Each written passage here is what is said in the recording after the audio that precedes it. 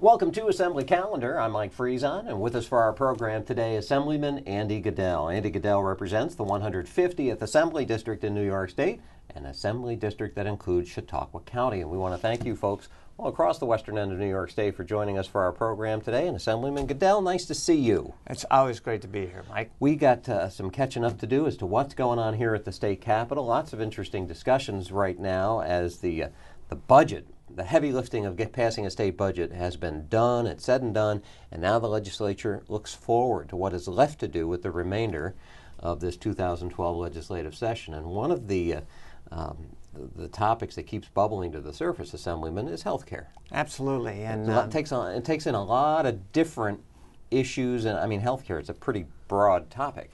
Absolutely. And what I'm working on is trying to reduce the cost of health care for New Yorkers, so that more people can afford health care, so that more small businesses can afford to offer health care.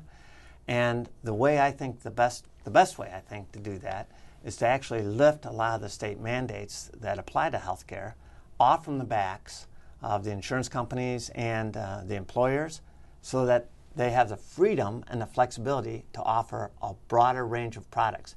And ironically, this is one of the situations where I've reached across the political aisle, so to speak, and I'm co-sponsoring a bill that was originally introduced by a Democrat assemblyman up in Buffalo. Senator Young, by the way, is co-sponsoring the same bill in the Senate. And what it does is it allows small businesses to offer a basic health care plan without a lot of the state mandates, enabling small businesses to offer a plan that they can afford. And what's happened over the years, it's kind of fun or interesting to watch how unintended consequences can play in. 20 or 30 years ago, in New York, you could buy a wide range of policies, from a very comprehensive policy on one end that obviously would be more expensive, to a very basic policy. And you could buy, just like in other areas of the private economy, you could select the plan that best met your needs and best met your budget. Well, New York State then started adding mandated coverages.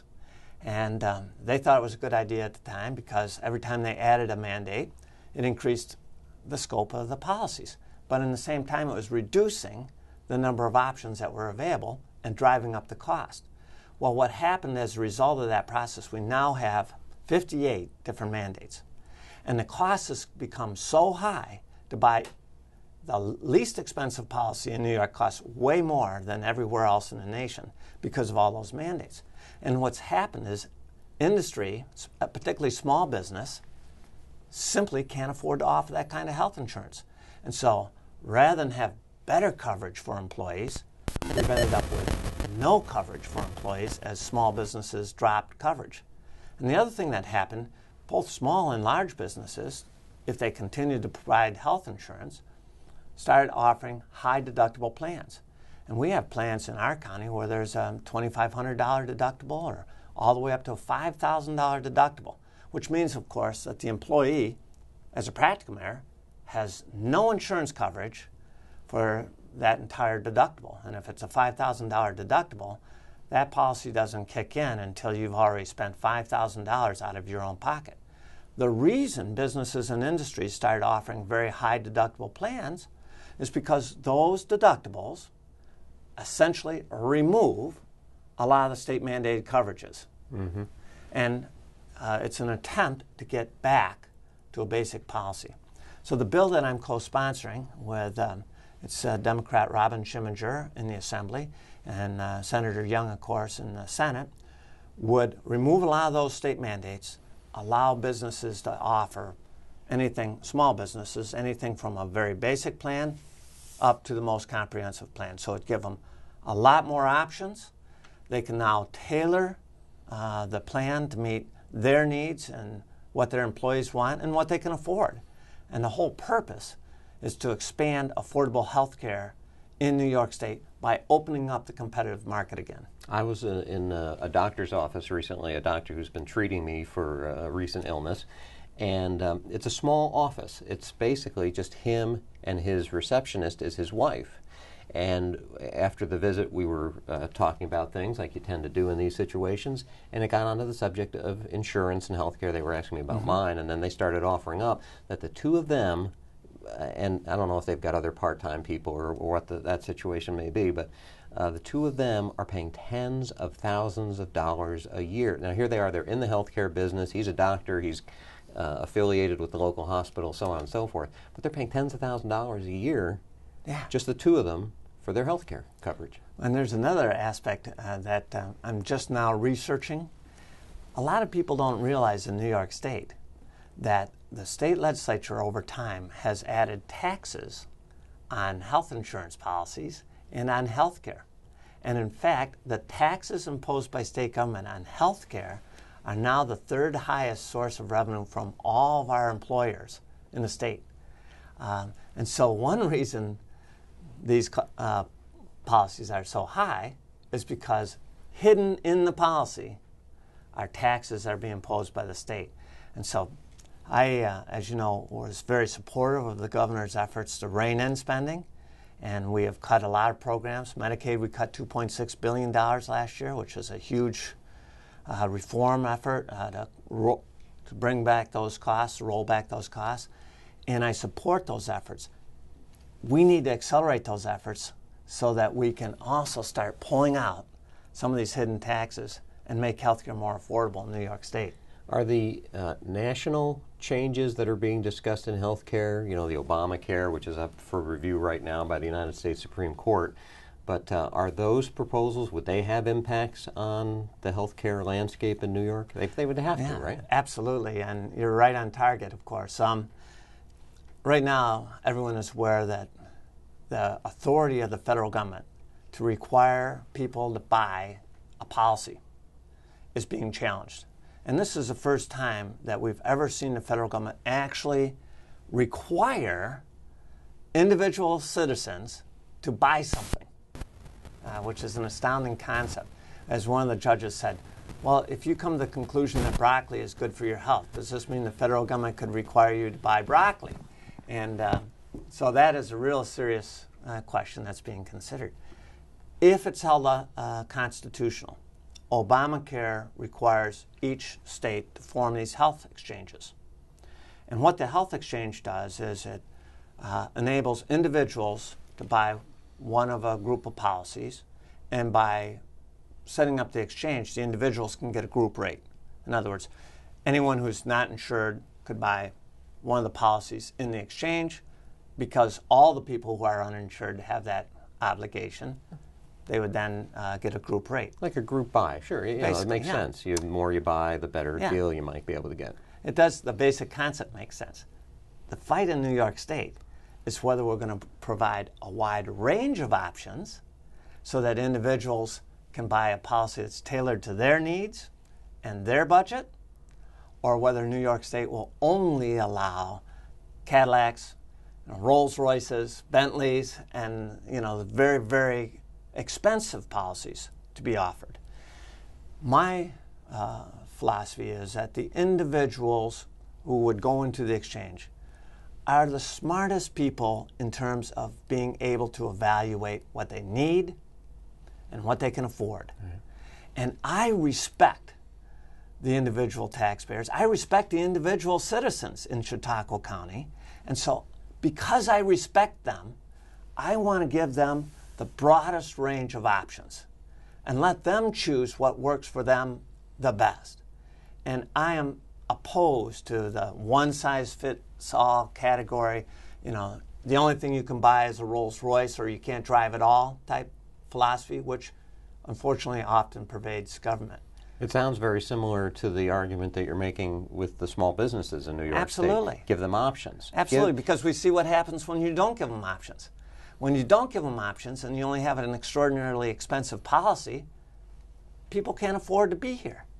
And the problem right now, when we don't allow options, small business drops insurance, which hurts employees.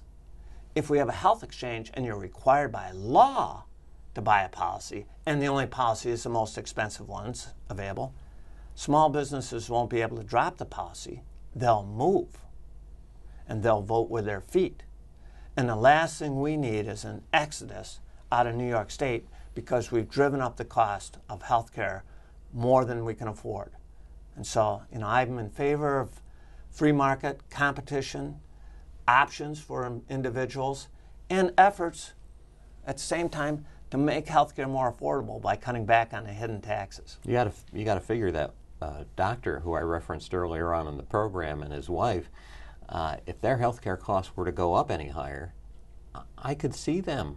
Well, why are we practicing here when there's so many other places in this country we could move to that's got a much more reason? I mean, that would be an instance. They were complaining about this so much that I could see them saying, we can't afford to pay what we're paying for health care. I mean, we're already thinking we're paying way too much and don't know how we can do this, that if it went up even higher, maybe they'd actually have to say, we got to go. Yeah. And one of the other options I'm looking at is what can we do in New York State to help doctors stay here? And as you know, we have a shortage of primary care physicians, particularly in upstate. And it's a real challenge trying to recruit doctors in a lot of our upstate communities. Ironically, New York State has several medical schools. And these medical schools are heavily subsidized by the state. In fact, we subsidize our medical schools to the tune of about $120 million a year. Well, maybe we need to have a program where we say to the students that we expect you to repay part of the subsidy if you decide to practice in some other state. And if you stay in New York State, then we'll write off the subsidy and support you. Because unfortunately, what's happening now is we subsidize their medical education, they graduate, and then they go practice medicine in a state where it's cheaper. Now, wouldn't be penalizing them if they stuck around in New York for a while. Exactly. And of course, you see that in the military. The military says, we'll pay for your medical school, and then for each year we pay for, you spend a year helping out your country. Right. Maybe we need to take that kind of approach as well to the medical students that are going to New York medical schools. Yeah, well, I'll tell you, that little story that I told about my doctor and the health care costs that they're paying, you multiply that across by all the small businesses in this state, there's probably a lot of them, and then you throw Obamacare on top of it where everybody's going to be required to have insurance coverage, whether they can afford it or not. Well, if they can't afford it, they're going to go somewhere else. And you saw the most recent Congressional Budget Office estimates of Obamacare are indicating that the cost to the consumer of Obamacare will be in excess. Just the government subsidized portion of the cost of Obamacare is estimated now at exceeding $1.7 trillion a year. I mean, it's just an astronomical cost. So it's a very interesting dynamic that's going on where we're testing to see how much power does the federal government have to force people to buy, and if they do have that power in New York State, will we give them the widest range of options so they can customize their own policy to meet their own needs, or will we force them to buy the most expensive policy on the market? And then there's that question that a lot of people don't really understand any answer to, as to why have healthcare costs gotten to be as high as they are? What is the real reason behind that? Don't get started because we're out of time today. I know you probably have an answer to that. We have just enough time to let you folks watching know that if you want to reach your representative, you get a hold of Andrew Goodell at the office in Jamestown. Dial 664-7773 or drop an email at the address you see right there on the bottom of the screen, goodella@assembly.state.ny.us. As we thank Assemblyman Goodell for joining us today, thank you to you folks, and we'll hope to see you soon for our next edition of Assembly Calendar.